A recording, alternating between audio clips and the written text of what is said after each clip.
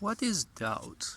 And more importantly, what is its so-called throne of power, right? Many people might have an idea or at least may know the dictionary definition of what doubt is.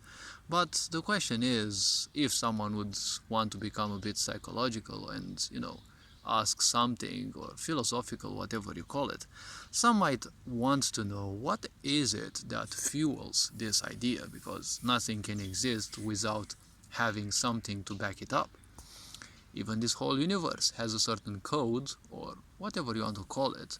When I was young, I used to call them the universal laws of the universe, or technically the underground code that functions. Later on, I heard it is called the intelligence of the universe, or technically all the forces that are at stake, so that everything that we experience functions the proper way and, well, exists the way it is.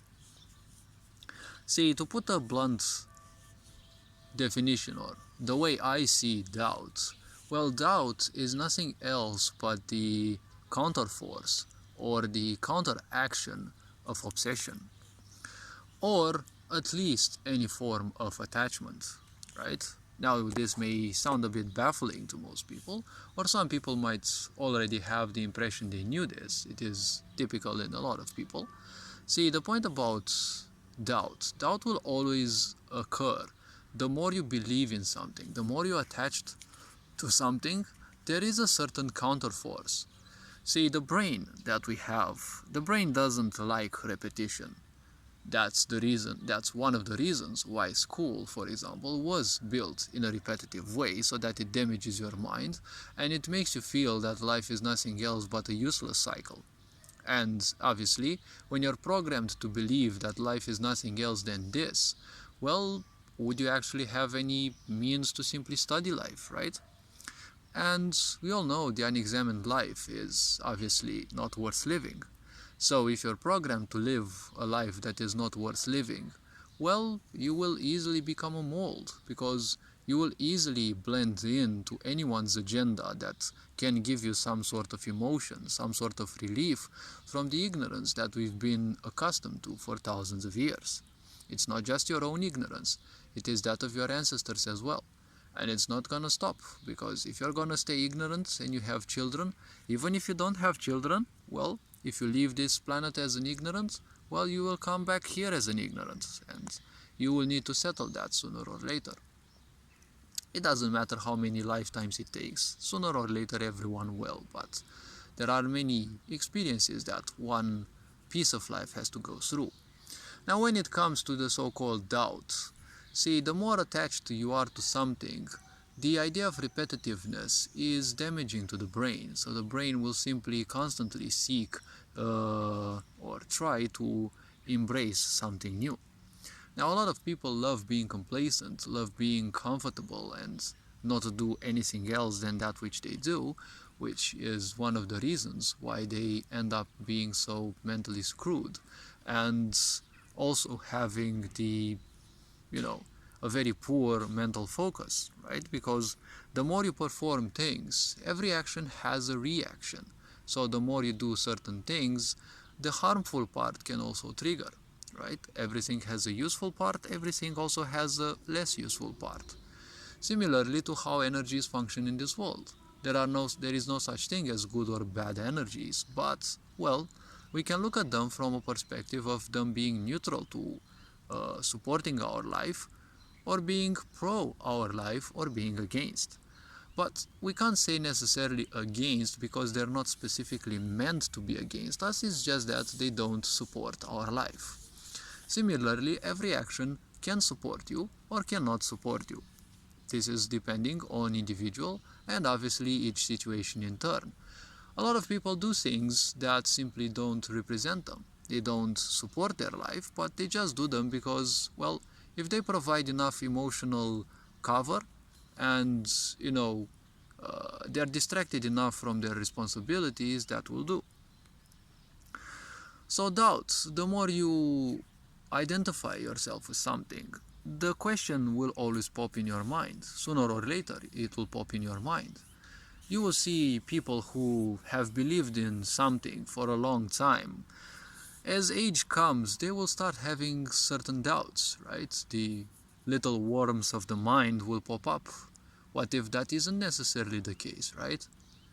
You'll see people who doubt gods, they will suddenly start asking themselves.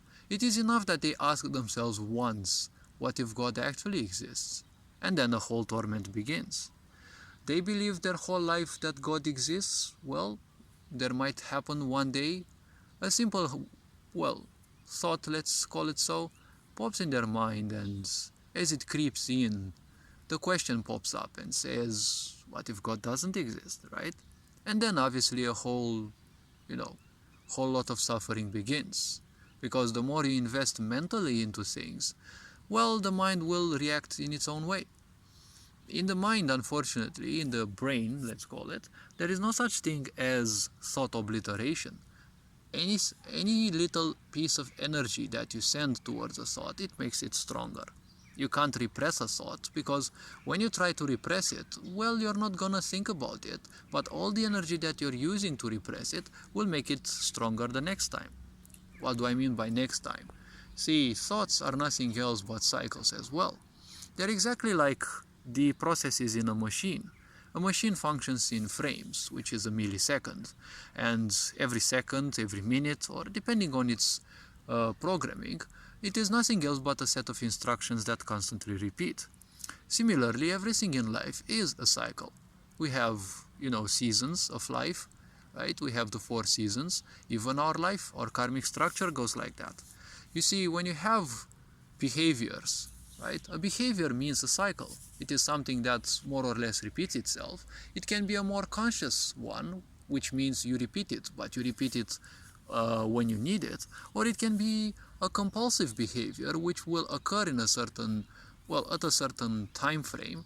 And typically, a compulsive behavior is much stronger than your will, so you will easily fall to it. Or it is your comfort zone and you will simply do it because you're afraid of a change.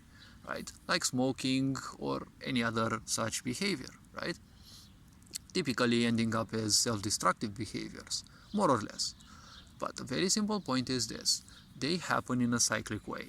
Similarly, every thought that you create in your mind, you create a certain karmic imprint. That karmic imprint wants to become one with creation, because every unfulfilled thought, well, it will seek to become one with creation. So the very simple point is this: the more you think about a certain thought, the faster their cycle will be. That is why people who overthink, they end up being very miserable, because they have invested so much energy into all sorts of useless thoughts. And now those thoughts repeat so fast that they simply can't cope with them anymore. That is the problem with the mind. That is why you don't mess with the mind too much, because every time you use your mind, you give it ways through which it can screw you over. You give it ways through which it can contort and bend you to its existence, because the mind is nothing else than an engine of creation. You give it thoughts, it will start creating, right? You get all sorts of hallucinations. If you're ignorant, the problem is those hallucinations can feel so real that, well, you will end up believing those. Then the more you believe those, they will tend to become your comfort zone. When they become your comfort zone, the problem is they will be your survival. You will be so attached to those thoughts. You will feel that your survival is at stake if those thoughts are, countered, or, should they ever become less important, right? It feels as if you will die if those no longer exist. And obviously, the more you invest into those, sooner or later doubt will creep in and will say, what if I've been wasting my life with all those things, right? And then you'll keep fighting against the idea of doubt, because doubt is nothing else but a natural means through which the intelligence within you, right, the divine intelligence within you seeks to break your attachments. So this being said, hopefully this video was eye-opening a bit. Hopefully it raised a bit of awareness. You are appreciated. Take care. Enjoy life. Feel free to also view any other content on this channel. You are appreciated.